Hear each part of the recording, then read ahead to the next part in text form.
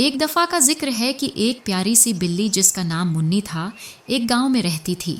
وہ نہایت چنچل، چست اور ذہین بلی تھی۔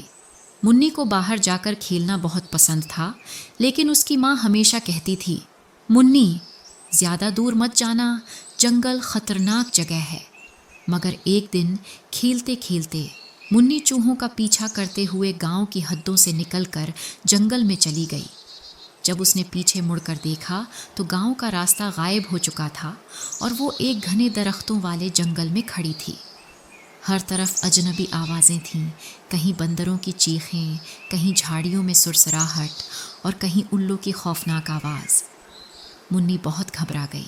منی نے بھاگنے کی کوشش کی مگر راستہ بھول گئی۔ چلتے چلتے اچانک ایک جھاڑی میں کچھ ہلنے لگا۔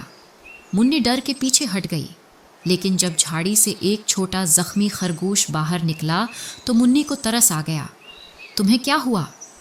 خرگوش کراہتے ہوئے بولا، میں کھیلتے کھیلتے ایک کانٹے دار جھاڑی میں گر گیا تھا اور اب چل نہیں سکتا۔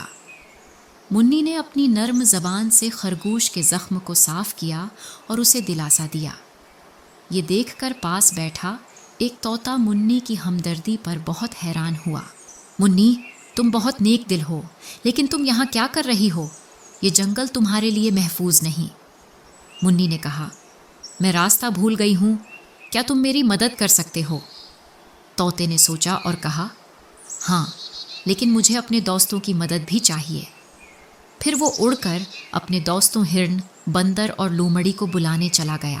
جب سب دوست اکٹھے ہوئے تو انہوں نے منی کو گھر پہنچانے کے کئی طریقے سوچے۔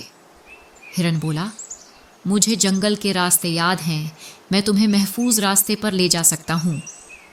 بندر بولا، میں درختوں پر چڑھ کر دور تک دیکھ سکتا ہوں، شاید مجھے کوئی گاؤں کا راستہ نظر آ جائے۔ لومڑی بولی، اگر ہم ندی کے ساتھ ساتھ چلیں تو ہمیں یقیناً باہر جانے کا راستہ مل جائے گا۔ سب نے مل کر چلنا شروع کیا۔ بندر اونچے درختوں پر چڑھ کر راستہ دیکھتا، ہرن تیز دوڑ کر پتہ لگاتا کہ زمین ہموار ہے یا نہیں، اور لومڑی اپنی عقل سے محفوظ راستہ چنتی۔ تھوڑی دیر بعد طوطے نے خوشی سے چہچہاتے ہوئے کہا، دیکھو، وہ سامنے دھواں اٹھ رہا ہے، یقیناً یہ کسی گاؤں کے چولہے کا دھواں ہے۔ منی بہت خوش ہوئی۔ سب نے مل کر اسے گاؤں تک پہنچایا، اور جب وہ اپنے گھر پہنچی تو اس کی ماں بہت خوش ہوئی اور دوستوں کا شکریہ ادا کیا۔ منی نے اپنے دوستوں سے وعدہ کیا کہ وہ کبھی دوبارہ بغیر سوچے جنگل میں نہیں جائے گی، اور اگر کبھی انہیں مدد کی ضرورت ہو تو وہ ہمیشہ حاضر ہوگی۔